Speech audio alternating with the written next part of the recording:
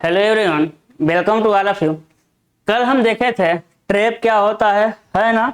कल कहाँ क्या देखे थे हम कि ट्रैप क्या होता है, ट्रैप का वाटर सील क्या होता है और वाटर सील टूटने का रीजन क्या होता है ना। वाटर सील टूटने का रीजन क्या होता है पिछले क्लास में हम देखे थे। हर फिर हम देख रहे थे कि ट्रैप के प्रकार हम यहीं पर आए हुए थे। उसके बाद कहे थे कि यहाँ से हम मतलब कल पढ़ेंगे, आज हम पढ़ेंगे ट्रैप का प्रकार। और आज क्या हो जाएगा, सिनेट्री वाला चैप्टर खत्म कर देंगे और आज ही और अभी के अभी नया चैप्टर भी शुरू करके आपका प्लम्बिंग भी द एंड हो जाएगा। ठीक है, तो आज आपका मतलब कि सिनेट्री वाला टॉपिक भी चैप्टर खत्म हो जाएगा और आज ही इसी क्लास में कोशिश करेंगे कि हम खत्म कर दें। कौन सा चैप्टर भाई? हीटिंग सिस्टम, है ना। हीटिंग सिस्टम भी खत्म हो जाएगा, कोशिश करेंगे। नहीं खत्म होगा तो एक लेक्चर और आएगा, डोंट वरी। चलिए, करंट ट्रैपों का वर्गीकरण 3 प्रकार से किया जाता है: आकृति के अनुसार, उपयोग के अनुसार, मटेरियल के अनुसार, है ना। अब आकृति के अनुसार जो ट्रैप होते हैं और निम्न प्रकार के होते हैं, वो ABCD जो इंग्लिश के अक्षर रखे गए हैं, है ना। ट्रैपों का नाम जो आकृति है, ट्रैपों के नाम इसके अंग्रेजी अक्षरों की आकृति पर रखे गए हैं। यह सामान्यतः PQS ट्रैप अधिक, मतलब PQS ट्रैप ही अधिक प्रयोग किए जाते हैं। अब आकृति के अनुसार ट्रैप कितने होते हैं भाई? P ट्रैप होता है। कौन सा ट्रैप होता है भाई? P trap. तो देख रहा है आपको P ट्रैप, है ना। एक आपका देखिए एक P की तरह दिख रहा है ना, थोड़ा सा देखिए कैसे दिख रहा है, थोड़ा सा P की तरह दिख रहा है। अब एकदम P की तरह मत सोचिएगा, है ना। तो कैसे दिख रहा है? ये हो जाएगा आपका P ट्रैप। फिर क्या हो जाएगा आपका? Q trap. क्या हो जाएगा आपका? Q trap. तो यहाँ देखिए Q की तरह दिख रहा है ना, यहाँ से निकला हुआ है यहाँ पर। तो देखिए ए क्या हो जाएगा आपका? Q trap. ए क्या हो जाएगा आपका? S trap. ठीक है, तो PQS हो गया। फिर आता है कि V ट्रैप। तो देखिए यहाँ से V की तरह एकदम, ये तो सीधे सीधे S वाला और V वाला तो एकदम सीधे सीधे। फिर आता है आपका D ट्रैप। क्या आता है आपका? D ट्रैप आता है। तो यहाँ देखिए ये क्या है आपका? D ट्रैप है। ठीक है, तो PQS V और D ट्रैप शेप के अनुसार होते हैं। इसी में एक और ट्रैप आता है भाई शेप के आधार पर, एंटी साइफनेज या ग्रीवेक ट्रैप। ठीक है, यानी साइफन रोधी ट्रैप। अब एंटी साइफनेज ट्रैप आपको पता है साइफन क्रिया को क्या करता है? रोकता है। भाई साइफन क्रिया को वजह से क्या होता है कि वाटर सील टूटने का चांस रहता है, तो वाटर सील टूटने से बचाता है। क्योंकि हम पिछले क्लासों में पढ़ चुके हैं कि वाटर सील टूटेगा फिर आपके घरों में बदबू जाएगी, तो उससे क्या करता है? रोकता है। ठीक है, तो इसको हम देखेंगे क्योंकि एंटी साइफनेज ट्रैप जो है वो इंपॉर्टेंट है और ये हो सकता है एग्जाम में अलग से आ जाए। देख रहे हैं एंटी साइफनेज ट्रैप का ऐसा फिगर है ना, ये वाला। ठीक है, तो देखिए उसी का है जूम वर्जन लेकर आए, उसी का क्या लेकर आए भाई? जूम वर्जन लेकर आए हैं। ये क्या है? Anti siphonage pipe. पानी कहाँ रहेगा भाई? पानी कहाँ रहेगा? पानी जो रहेगा, पानी यहाँ क्या रहेगा आपका? Water seal. यहाँ से लेकर यहाँ तक तो क्या कहेंगे लोग? Water seal. क्या कहेंगे? वाटर सील कहेंगे। क्या कहेंगे हम? वाटर सील कहेंगे। ठीक है, चलिए पढ़ते हैं। कह रहा है कि यह ट्रैप फ्लशिंग के समय साइफन क्रिया को रोकता है। ये हम जानते हैं, बहुत पहले से ही इस बात को जानते हैं। और पात्र की जल सील को टूटने नहीं देता। अभी हम जस्ट बोले हैं इसे पुनः सील देते, मतलब इसे पुनः सील देते भी कहा था, यानी रिस्केलिंग ट्रैप, है ना। यानी पुनः सील देते मतलब देते नहीं होगा, देता होगा। पुनः सील देता, ठीक है। देते देता कोई दिक्कत नहीं है ना। जबरदस्ती का एक नाम दिया गया है, कोई पुनः क्या दे देता है? सील प्रोवाइड करता रहता है। इसकी वजह से क्या प्रोवाइड करता रहता है? सील प्रोवाइड करता रहता है। ठीक है, करे इसके प्रयोग से अलग से साइफन रोधी पाइप के लगाने की आवश्यकता नहीं होती। अब देखे थे आप 1 पाइप सिस्टम, 2 पाइप सिस्टम में क्या कर रहे थे हम लोग? एक सॉइल पाइप था या वेस्ट वाटर पाइप था, उसको हम क्या किससे कनेक्ट कर रहे थे? Went pipe. और वेंट पाइप से हम एक एंटी साइफनेज पाइप लेकर आ रहे थे। तो यदि हम एंटी साइफनेज ट्रैप ही लगा देंगे तो हमको एंटी साइफनेज पाइप की आवश्यकता नहीं पड़ेगी। ठीक है, इस ट्रैप में एक बाईपास बना रहा था। देखिए यही क्या है आपका? बाईपास। यही क्या है आपका? बाईपास है। ठीक है, यही क्या चीज है आपका? बाईपास है। देखिएगा, हाँ चलिए एक फोन आ गया था। क्या कर रहे थे भाई? जब साइफन क्रिया के कारण जल सीट, है ना, बाईपास बना रहता है। जब साइफन क्रिया के कारण जल सील पर खिंचाव पड़ता है तो उपमार्ग से वायु निकल जाती है और जल सील टूटने से बची रहती है, बाईपास से, ठीक है, निकल जाती है और मतलब कि प्रेशर बना रहता है जिससे वाटर सील नहीं टूटता है। तो क्या था भाई, ये था आपका आकृति के अनुसार, एक किसके अनुसार था, आकृति के अनुसार। अब हम पढ़ेंगे कहाँ, उपयोग के अनुसार ट्रैप कितने प्रकार के, जहां यूज करेंगे उसी का नाम दे देंगे। जैसे कि फ्लोर ट्रैप, नहानी ट्रैप, गली ट्रैप, हमेशा पढ़ते थे ना कि गली ट्रैप लगाएंगे, जो वेस्ट वाटर रहेगा उसको गली ट्रैप के थ्रू प्रवाहित किया जाता है, जबकि जो बदबूदार रहता है उसमें गली ट्रैप नहीं लगाते हैं क्योंकि उसके टॉयलेट में ही ट्रैप लगा रहता है। फिर आता है इंटरसेप्टिंग ट्रैप या मास्टर ट्रैप, है ना, मास्टर ट्रैप है। फिर आता है आपका वाटर क्लोसेट पैन ट्रैप, क्या आता है, वाटर क्लोसेट पैन। फिर आता है आपका ग्रीस ट्रैप, ठीक है। तो ट्रैप मतलब कि फ्लोर ट्रैप या नहानी ट्रैप, ये क्या होता है भाई, देखिए फ्लोर ट्रैप नाम से लग रहा है ना, क्या बताना पड़ेगा, देखिए इसकी मोटाई कम है, कमर, देखिए इसकी मोटाई कम है कि नहीं, यहीं पर क्या रहेगा, यहीं पर पानी रहेगा, यहीं पर पानी क्या रहेगा आपका रहेगा, ठीक है, देखिए यहीं पर पानी क्या रहेगा आपका रहेगा।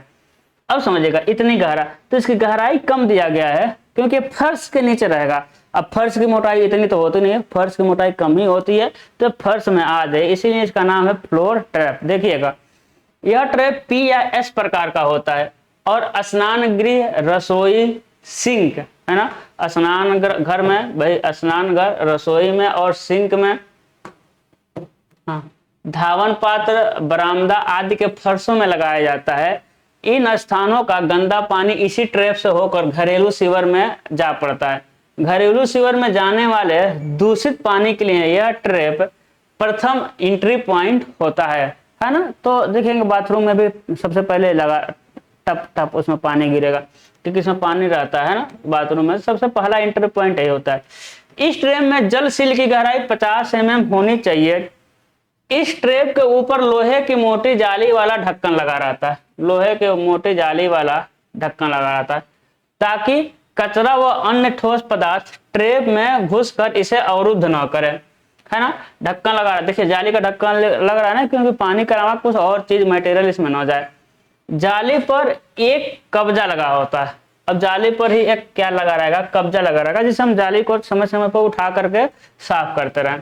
कब्जा लगा होता है ताकि ढक्कन को ऊपर उठाकर ट्रैप को साफ किया जा सके। कब्जा इसमें नहीं दिख रहा है, कोई बात नहीं। यह ट्रैप ढलवा लोहे का बना होता है, ठीक है। अब कोई जरूरी नहीं है ढलवा लोहे का बना रहेगा, यहाँ तो देखिए हम प्लास्टिक का लेकर आए हैं। अब बाजार में प्लास्टिक के बने नहानी ट्रैप भी आने लगे हैं, आने का लगे हैं, हम लेकर ही आए हैं। इस ट्रैप की कुल गहराई कम होती है ताकि यह फर्श की मोटाई में दबाया जा सके, ठीक है। बताइए कोई बहुत बड़ा हार्ड है टॉपिक नहीं। अब का है गली ट्रैप, यानी गली में लगेगा भाई ये, ठीक है। इस ट्रैप में 2 या अधिक इनलेट होते हैं। भाई कितने इनलेट होंगे, लाए होंगे भाई गली ट्रैप, अरे यार गली ट्रैप लाए तो थे हम, ठीक है कोई बात नहीं, इधर उधर हो जाता है यार। गली ट्रैप हम लाए थे भाई, फिगर था, देखिए कोई बात नहीं। इसमें क्या करा है, क्या करा है, इसमें 2 या अधिक इनलेट होते हैं। देखिए यहाँ पर इनलेट देखिए, एक ऊपर जाली है ना, जाली यानी जो भाई फर्श वर्श वाला रहेगा, बाथरूम वाला रहेगा, वो भी इसमें आ जाएगा इधर से। और एक देखिए इधर से इनलेट है, बैक इनलेट, है ना, एक फर्श वाला पानी इसमें आएगा और इधर से बैक इनलेट, 2 इनलेट आ रहा है, 2 इनलेट आ रहा है ना। तो इसे हम क्या कहेंगे, गली ट्रैप या यार्ड ट्रैप। अतः यह अनेक नालियों और नहानी ट्रैपों से आता हुआ, अनेक नालियों और नहानी ट्रैपों से आता हुआ जल ग्रहण करता है, ठीक है। देख रहे हैं 2 एंट्री पॉइंट हो गया।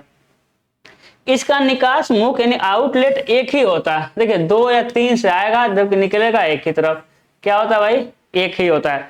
गली ट्रैप चिनाई के चेंबर में स्थापित किया जाता है, ठीक है। ये भी चिनाई बनाते हैं, एक क्या बनाते हैं, छोटू सा घर बनाते हैं, है ना, छोटू सा घर बनाते हैं, एक इंस्पेक्शन चेंबर, क्या बनाते हैं, इंस्पेक्शन चेंबर, उसमें स्थापित करते हैं। इसको कहाँ स्थापित करते हैं मेरे लाल, इसको तो फर्श में स्थापित करते हैं। इसको कहाँ स्थापित करते हैं भाई, चेंबर में, एक छोटू सा घर बनाते हैं ईंट का, उसी में इसमें इसको स्थापित कर देते हैं। फिर आता है आपका इंटरसेप्टिंग ट्रैप या सीवर ट्रैप कहते हैं या मास्टर ट्रैप। देखिए नाम से लग रहा है ना, सीवर, इंटरसेप्टिंग आप पढ़े थे, इंटरसेप्टिंग सीवर पढ़े थे ना, है ना। आउटफॉल सीवर से पहले जो लगता है, सारा जो मेन सीवर जिसमें जाकर गिरता है उसे कहता है इंटरसेप्टिंग सीवर। मेन सीवर जिसमें जाकर गिरेगा, और या फिर मास्टर ट्रैप कहते हैं। देखिए यहाँ देखिए ये जो दिख रहा है, ये जो दिख रहा है ना, इसे कहते हैं इंटरसेप्टिंग सीवर। यहाँ देखिए ये दिख रहा है ऐसा, ठीक है, इसे क्या कहते हैं, इंटरसेप्टिंग सीवर। चलिए इसको देखते हैं। घरेलू सीवेज को गली में स्थित पब्लिक सीवर में डालने से पहले, घर के सीवर को गली में स्थित पब्लिक सीवर में डालने से पहले, अब घरेलू सीवर पता ना, डोमेस्टिक सीवर में आपके घर में लगा रहता है, उसके बाहर क्या लगा रहेगा भाई, लेटरल सीवर, ठीक है। तो लेटरल सीवर में जाने से पहले इस ट्रैप से गुजारा जाता है, पानी को इस ट्रैप से गुजारा जाता है, ताकि पब्लिक सीवर से दूषित गैसें घरेलू सीवर में न घुस पाए। यह ट्रैप सामान्यतः स्टोन वेयर का बना होता है, देखिए स्टोन वेयर का बना होता है, और एक चेंबर में स्थापित किया जाता है। देखिए यही है ट्रैप, दिख रहा है ना भाई, यही है ट्रैप, यही ट्रैप है। देखिए एक ईंट का चेंबर बनाया गया कि नहीं बनाया गया, ईंट का चेंबर बनाया गया, उसी में ये भी स्थापित किया जाता है।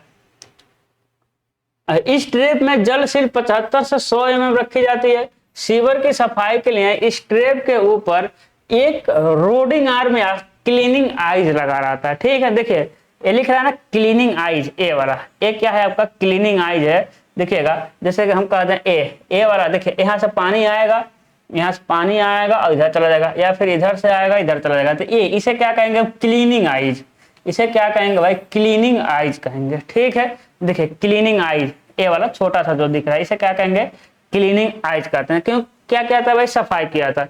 अब क्लीनिंग आइज यहाँ दिख रहा है ना, देखिए यहाँ ढक्कन लगा हुआ, लिखा हुआ ना ढक्कन, क्या लिखा हुआ, ढक्कन है ना, यानी इस पे ऊपर क्या लगा रहेगा, ढक्कन, इसके भी ऊपर क्या लगा रहेगा, ढक्कन, ठीक है। अब इस ढक्कन या फिर यहाँ लगा रहेगा ढक्कन, ठीक है। यहाँ से पानी आएगा और इधर जाएगा, यहाँ से पानी आएगा यहाँ जाएगा। अब इसकी सफाई करना है, ढक्कन खोल करके सफाई कर देंगे, इस ढक्कन को खोल करके क्या कर देंगे, हम सफाई कर देंगे, ठीक है। तो क्लीनिंग आइज होता है। देखिए क्लीनिंग आइज बना होता है जिनमें लंबी छड़ डालकर ट्रैप के आगे की सीवर में आगे की सीवर में रुकावट हटाई जाती है। सफाई भुजा के मुख को सामान्यतः प्लग लगाकर बंद रखते हैं। देखिए यहाँ प्लग लगा करके बंद है भाई ना, बंद नहीं रहेगा तो महकने लगेगा ना, तो प्लग लगाकर क्या रखा गया भाई, बंद रखा जाता है, ताकि गैसें इस मार्ग से भवन में न घुस जाए। नहीं तो क्योंकि घरों में लगाएंगे चैम्बर में और बंद नहीं रखेंगे तो आपके घर में क्या हो जाएगा, घुस जाएगा, ठीक है। और जब जानते हैं जब सीवर का बदबू आपके घर में घुसेगा फिर आप फड़फड़ाने लगेंगे, क्या करने लगेंगे भाई, आप क्या करेंगे, फड़फड़ाने लगेंगे, ठीक है। अगले आगे देखते हैं। अंतरोदित चेंबर में, अब इस चेंबर की बात कर रहा है भाई, पूरे जो चेंबर बना है चेंबर की बात कर रहा है। चेंबर में ताजी हवा के प्रवेश के लिए इसमें एक ऊर्ध्व पाइप लगाया जाता है जिसे फ्रेश एयर इनलेट कहते हैं। क्या कहते हैं मेरे लाल, फ्रेश एयर इनलेट कहते हैं, ठीक है। क्या लगाया जाता है, वैसे इसमें लगाया नहीं है, ठीक है, हाँ इसमें लगाया, हाँ लिखा लगाया फ्रेश एयर इनलेट, ठीक है। एक क्या लगाएंगे, फ्रेश एयर इनलेट लगाएंगे,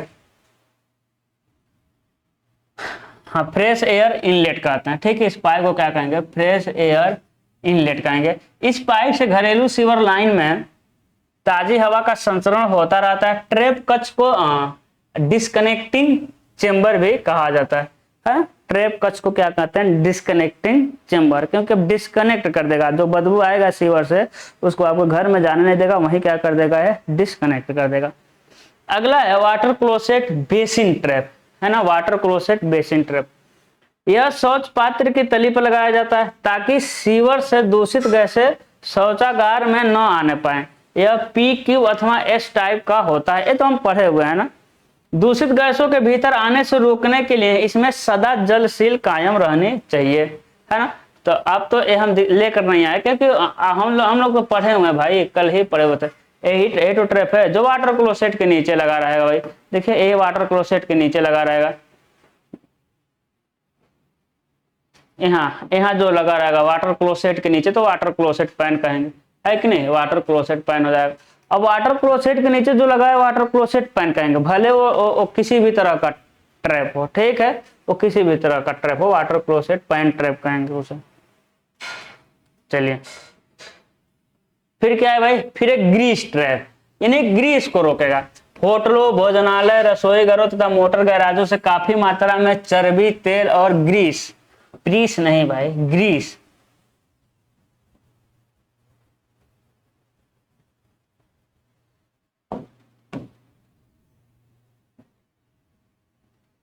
हाँ ग्रीस सीवेज, क्या लगा, ग्रीस सीवेज के रूप में बाहर आती है। यह ग्रीस तथा तैलीय पदार्थ सीवर पाइप की भीतरी सतह से चिपक जाते हैं और सीवर लाइन को अवरुद्ध कर देते हैं ना। अब ग्रीस तेल क्या होता है भाई, सीवर लाइन के किनारे किनारे दीवार से चिपक जाएंगे और जो भी आएगा अपने चिपकने वाला उसको चिपकाते चिपकाते पूरा जाम कर देते हैं सब। अतः इनको सीवेज से अलग करने के लिए ग्रीस ट्रैप लगाया जाता है। देखिए ये जो ट्रैप है इसे क्या कहेंगे भाई हम, ग्रीस ट्रैप। इससे क्या फायदा होता है भाई, क्योंकि ग्रीस हमेशा ऊपर ही रहेगा, वो ग्रीस हमेशा ऊपर रहता है। तो ये देखिए यहाँ तक पानी है, अब पानी के ऊपर ग्रीस है, यहाँ तक पानी है, पानी के ऊपर ग्रीस है। अब पानी को निकलने की व्यवस्था किया जाएगा तो देखिए पानी पहले इधर से ऊपर चढ़ेगा फिर निकलेगा। जब ग्रीस एकदम हाई पॉइंट पर रहेगा तो ग्रीस इसके अंदर नहीं चढ़ पाएगा। ग्रीस कहाँ रहेगा, आपको इधर रहेगा। तो ग्रीस हमेशा ऊपर ही ऊपर क्या करता रहेगा, आपका तैरता रहेगा। ग्रीस क्या करता रहेगा, हमेशा ऊपर से ऊपर तैरता रहेगा। उसको खोल करके ढक्कन को हम निकाल लेंगे ग्रीस को समय समय पर, ठीक है। इसे क्या कहते हैं, ग्रीस ट्रैप। अब मटेरियल के अनुसार ट्रैप क्या होते हैं भाई, कांचित भाल के कांचित शैल भांड मिलेगा, ढलवा लोहे का, शीशे का, तांबे का, कांचित, चाइना क्ले, कांचित इत्यादि के बनाए जाते हैं। नहानी ट्रैप और गली ट्रैप ढलवा लोहे तथा अंतरोधी ट्रैप स्टोन वेयर का प्रयोग किया जाता है। अब प्लास्टिक के ट्रैप भी बनते हैं। ये क्या था भाई, ये क्या था, ये था आपका मटेरियल के अनुसार। जो मटेरियल लिखना है लिख दीजिएगा। शीशे का ट्रैप लिखा है इसमें, है शीशे का ट्रैप कहाँ बनता है भाई, बनता होगा इंस्पेक्शन चेंबर। इंस्पेक्शन चेंबर, अब इंस्पेक्शन चेंबर क्या होता है भाई समझिएगा। जैसे कि आपका एक घर है ना, ये क्या है भाई आपका घर, ये आपका घर है भाई छोटू सा, ठीक है। यहाँ क्या जा रहा है भाई, यहाँ मान ले रहे हैं सीवर जा रहा है, यहाँ क्या है सीवर है, यहाँ क्या है सीवर है, यहाँ क्या है भाई सीवर है। घुसा रहे हैं आप, बड़ा घर बना दें आपका। चलिए ये क्या हो गया, आपका घर हो गया, बड़ा सा घर हो गया, ठीक है। अब देखिएगा, अब आपके घर में यहाँ क्या है, यहाँ क्या है भाई, यहाँ किचन है, यहाँ क्या है, यहाँ टॉयलेट है, यहाँ क्या है आंगन है, कोर्टयार्ड है, यहाँ आंगन है, अरे नहाना है, यहाँ बाथरूम है, मान लीजिए है। अब बताइए सब में से पानी निकलेगा। अब देखिए अब सब में से पानी निकलेगा तो क्या करेंगे, यहाँ से पानी लेके आएंगे पाइप को यहाँ, फिर यहाँ से पानी लेके आएंगे यहाँ से पानी लेके आएंगे यहाँ, ऐसे डालेंगे क्या सीवर में, सीवर में सबसे पाइप लेकर आएंगे डालेंगे नहीं। तब क्या करते हैं भाई समझिए बात को, क्या करते हैं इसको भी इस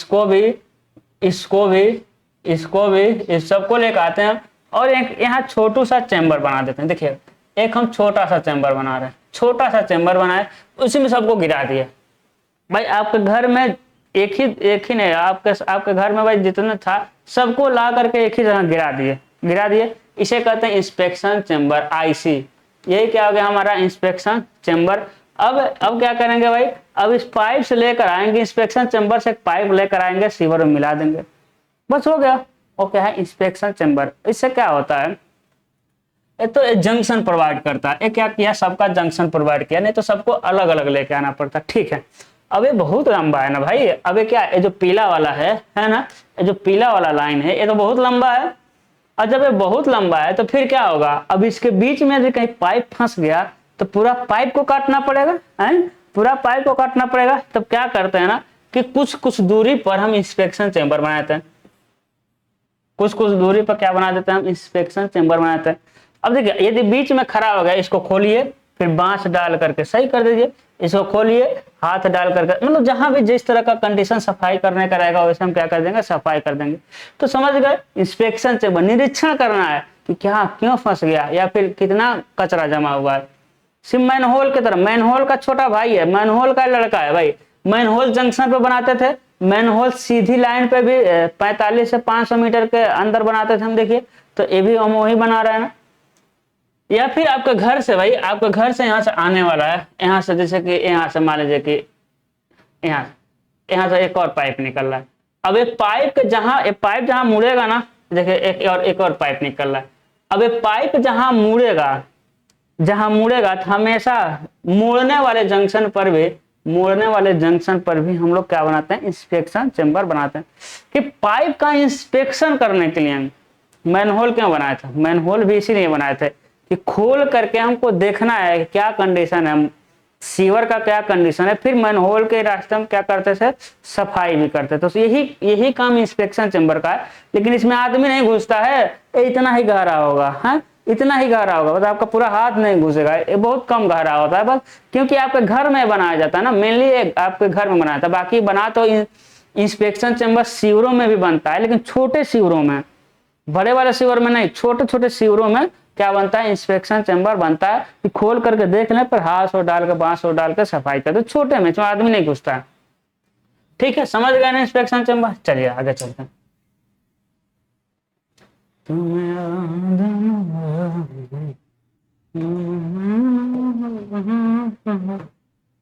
हाँ देखिए, यह एक लघु प्रवेश मैन होल होता है, लघु प्रवेश मैन होल होता है जो घरेलू सीवर पर इसके प्रवाह पर नजर या निरीक्षण तथा सीवर सफाई के लिए बनाया जाता है। अब कहेंगे तो कह रहा है सीवर का सफाई के लिए, अरे जिसमें वेस्ट वाटर जाएगा उसे हम सीवर कर देना, आपके घर में जो लगा है वो डोमेस्टिक सीवर होता है। ठीक है, इस मोखा मतलब इस चेम्बर में श्रमिक घुसता नहीं, केवल ऊपरी ढक्कन उठाकर सीवेज प्रवाह को देखता है और इनमें आई समस्या यानी रुकावट को दूर करता है। बताया ना, इसमें आदमी नहीं घुसता है। मोखा की सफाई लंबी छड़ से की जाती है ना, क्योंकि उसमें ठीक है। अगला क्या है, घरेलू सीवर पर इसका निर्माण निम्न स्थलों पर किया था। अब घरेलू सीवर हम बताया था मेनली घरे में किया था, तो घरेलू सीवर में कहाँ कहाँ इसको हम निर्माण करते हैं, जहां गली ट्रैप से दूषित जल आकर घरेलू सीवर में पड़ता है।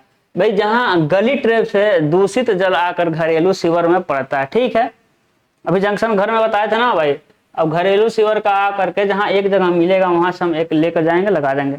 तो घरेलू सीवर आकर के यहाँ मिला, क्या बनाएंगे हम, इंस्पेक्शन चेम्बर। जहां दो या दो से अधिक घरेलू सीवर आकर मिलती है जंक्शन पे, जंक्शन पे हम बनाए थे। जहां घरेलू सीवर मोड़ लेती है, मोड़ पे ही बनाए थे। सीवर की अनुलंब ढाल के परिवर्तन, अब बताइएगा, अब ढाल परिवर्तन पर हम क्या बनाए थे, ढाल परिवर्तन पर हम बनाए थे, आपका ढाल परिवर्तन पर हम बनाए थे कि नहीं बनाए थे, ढाल परिवर्तन पर हम सीवर मैनहोल बनाए थे, तो ढाल परिवर्तन पर हम सीवर को भी सॉरी इंस्पेक्शन चेम्बर को बनाए थे। अरे एक पाइप ऐसा आ रहा था, अब दूसरा पाइप ऐसा जाएगा, तो क्या करेंगे, यहाँ एक चेम्बर बना देंगे, इसमें गिरा देंगे, फिर यहाँ से इसको लेकर चले जाएंगे। ठीक है, सीवर के परिच्छेद के बदलने पर यानी क्रॉस सेक्शनल एरिया चेंज होगा, वहां मैनहोल बनाए थे, वहां हम इंस्पेक्शन चेम्बर बनाएंगे। सीधी सीवर लंबाई में 10 से 15 मीटर के अंतराल पर बनाए थे ना, जहां ऊर्ध्वमल पाइप यानी सॉइल पाइप से वाहित मल भूमिगत सीवर में गिरता है, तो जहां सॉइल पाइप से जो मल है वो भूमिगत सीवर में गिरता है, वहां भी हम क्या बनाते हैं, इंस्पेक्शन चेम्बर बनाते हैं। ठीक है, अगला है सेटिंग ऑफ सैनिटरी फिक्चर्स। ठीक है, यानी स्वच्छता फिटिंग की स्थापना। अब जितना हम स्वच्छता फिटिंग पढ़े हैं उसका हम क्या देखेंगे, स्थापना देखेंगे कैसे हो रहा है। जैसे कि स्वच्छता फिटिंग की स्थापना करते समय निम्न बातें विचारणीय है। पहला है जल शौचागार, यूरिनल या बिडेट। बिडेट पता है आपको ना भाई, तो जल शौचागार, यूरिनल, बिडेट के पात्र समीप बगल की दीवार से न्यूनतम 38 सेंटीमीटर के दूरी पर रहेंगे। कितने दूरी पर आएंगे, दीवार से 38 सेंटीमीटर के दूरी पर रखना है। अब थोड़ा अधिक भी रख सकते हैं, कोई दिक्कत, कम से कम 38 सेंटीमीटर। टॉयलेट करने वाला, यूरिन करने वाला, बिडेट, ठीक है, दीवार के दो स्वच्छता पात्रों के मध्य 76 सेंटीमीटर की शुद्ध दूरी रहेगी। जैसे कि मान लो बाथ टब है, बाथ टब के बगल में टॉयलेट रखे हुए हैं, तो उसके बीच में है ना 76 सेंटीमीटर की दूरी। जल शौच पात्र, टॉयलेट करने वाला, यूरिनल आदि के सामने 53 सेंटीमीटर की खाली जगह रहनी चाहिए, कोई दरवाजा भी इससे कम दूरी पर नहीं होगा, है ना। तो 53 सेंटीमीटर की दूरी चाहिए, पैर और तो आ सके बैठने के लिए। अगला है जल शौचागार का माप 152 सेंटीमीटर गुणे 76 सेंटीमीटर, गहराई और चौड़ाई है से कम नहीं होनी चाहिए। जहां छोटी नाली बड़ी नाली में आकर गिरती है, दोनों के आधार तलों में पश्च प्रवाह रोकने के लिए 20 सेंटीमीटर से अधिक वर्टिकल डिस्टेंस होगा। ठीक है, जैसे कि देखिएगा, जैसे यहाँ से छोटी आ गई पाइप, ठीक है, अब छोटी बहुत सारी पाइपें आती है ना भाई, छोटी बहुत सारी पाइपें आती हैं, फिर एक चैम्बर बना देंगे, है ना, चैम्बर बना देंगे और यहाँ से एक बड़ा सा पाइप लेके जाएंगे। बड़ा सा लेके गए कि नहीं, मोटा कर दिए, बड़ा सा पाइप ले करके गए, ठीक है, बड़ा सा पाइप लेके।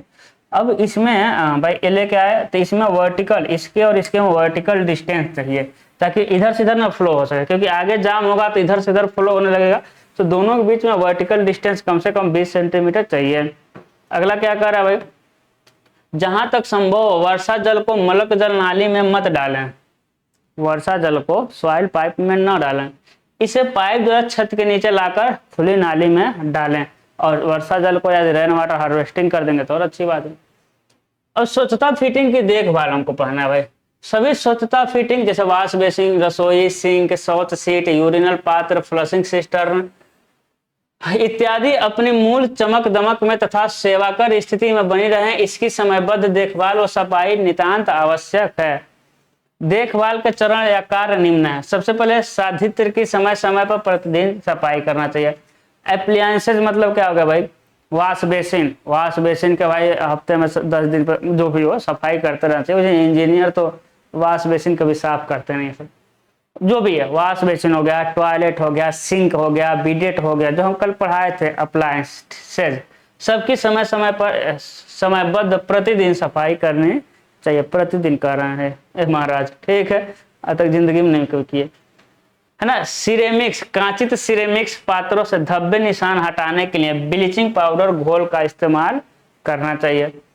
पोर्सिलीन कांचित सतह की चमक पुनः लाने के लिए इसमें गर्म जल प्लस पैराफिन घोल से गीले कपड़े से रगड़ देना चाहिए।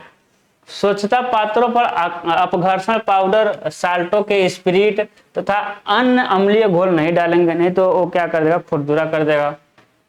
रिसती या क्षतिग्रस्त फिटिंग को तुरंत नहीं बदलना चाहिए, बहुत पीटे जाएंगे, बदल दीजिएगा। सभी फर्शी ट्रेपों, शौच पात्र, यूरिनल ट्रेप में जल सील कायम रहे, इसका ध्यान रखें। शौच पात्र की फ्लशिंग करते रहें और नहाने या गली ट्रेप के ढक्कन उठाकर इनकी सफाई करते तथा इनमें पानी छोड़ते रहें। जल भंडारण टंकी में लगे फ्लोट वाल्व को समय समय पर चेक करते रहें ताकि इनसे ओवरफ्लो ना हो, ठीक है ना। तो फ्लोट वाल्व भी हम पढ़ चुके हैं भाई। छत पर लगी जल भंडारण टैंक की वर्ष में एक बार अवश्य सफाई करें और इसका ढक्कन बंद रखें ताकि कोई जीव जंतु पक्षी इसमें ना घुस जाए, वो तो रहता ही है।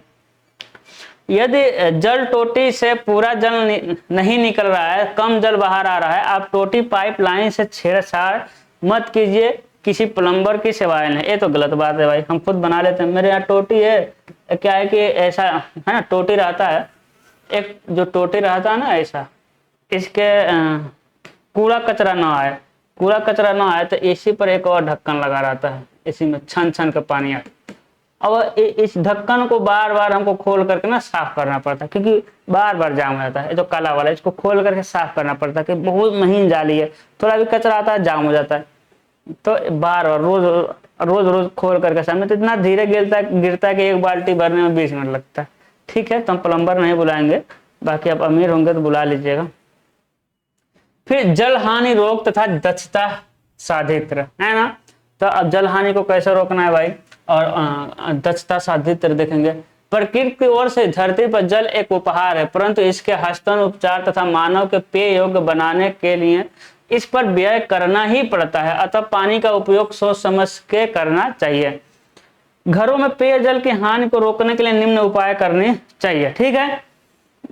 तो हमेशा भाई पानी का हानि को बचाना है। पानी के हानि को कैसे बचाएंगे, बंद स्थिति में जल टोटियों से पानी का रिसन नहीं होना चाहिए। रिसती टोटी का वाशर तुरंत बदल देना चाहिए। यदि आपके घर में टोटी है कोई और बंद करने पर भी लीक कर रहा है, तो उसमें लापरवाही ना करके टोटी को बदल दें या फिर वाशर चेंज कर दें या उसका रिपेयरिंग करा दें, जिससे कि उससे आपका वाटर लॉस ना हो, बर्बाद ना हो। जल भंडारण टंकी, फ्लशिंग सिस्टम आदि की फ्लोट की जांच करते रहना चाहिए कि ओवरफ्लो ना हो। फर्शों दीवारों में दबाए गए जल पाइपों वर्ष में एक बार अवश्य निरीक्षण करें। यदि यह गीलापन या सीलन नजर आए तो तुरंत उसकी मरम्मत कर दें। हम देखें भाई बहुत सारी पाइपें को हम लोग दबाए रहते हैं फर्श में, दीवारों में, ठीक है। यदि अधिक दिनों तक आवाज से बाहर जाते हैं तो घरेलू जल सप्लाई को जल संयोजन के पास लगी रोक टोटी इन्हें स्टॉप कॉक से बंद कर दें। या आप बहुत दिन के लिए घर जा रहे हैं तो ऊपर जाके जो होता है कट ऑफ वाल्व, हम बताए थे ना, स्लूइस वाल्व से बंद करके ऊपर से कट करके चले जाइए आप। स्नान के लिए शावर के स्थान पर बाल्टी में पानी भरकर नहाएं, इससे पानी की बर्बादी कम होती है। पानी लेने के लिए स्वतः टोटी लगाएं, ठीक है। एक करा कि शावर से ना नहाए, बाल्टी में पानी भर के नहाए, तो शावर लगवाते क्यों हो? तो शावर का आविष्कार नहीं करना चाहिए जब शावर से बर्बादी होता है, तो ठीक है ना। और कह रहा है कि भाई स्टॉप कॉक लगाएं, वो हम पढ़े, पुश कॉक लगाएं जो ऑटोमेटिक बंद होता है, कल हम पढ़े थे। जब घरों में असतत जल सप्लाई होती है तो लोग नल खुले रखते हैं ताकि जल आने का भान हो सके, परंतु इस प्रकार नल खुले रखने पर पानी की हानि होती है। पानी का भंडारण भी अलग से करना पड़ता है, जिसके दूषित होने पर फेंकना पड़ता है। सार्वजनिक स्थलों, सड़कों, चौराहों पर लगे पब्लिक नल पानी की हानि को बढ़ावा देते हैं। इनकी संख्या न्यूनतम रखें और इस पर पुश टोटी लगाएं। ये हम देखें चीजों को, बाकी ऊपर भी हम पढ़े हुए हैं।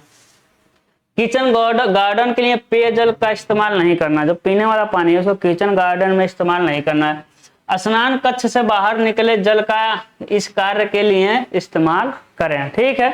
जो बाथरूम से बाथरूम से पानी, बाथरूम मतलब नहाने वाला से पानी निकल रहा है, फर्श साफ किए, कपड़ा साफ किए, उस पानी को आप गार्डनिंग के लिए काम लीजिए।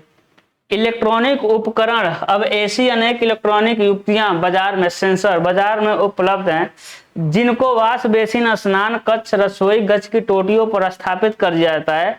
जब मानव का हाथ इस टोटी के निकास तली के नीचे रखा जाता है, संवेदक द्वारा टोटी में जल स्वतः ही बाहर आने लगता है। जो ऑटोमेटिक कहते हैं, हाथ अंदर करेंगे तो बाहर आने लगेगा, और हाथ दूर ले जाने पर जल का निकलना स्वतः बंद हो जाता है।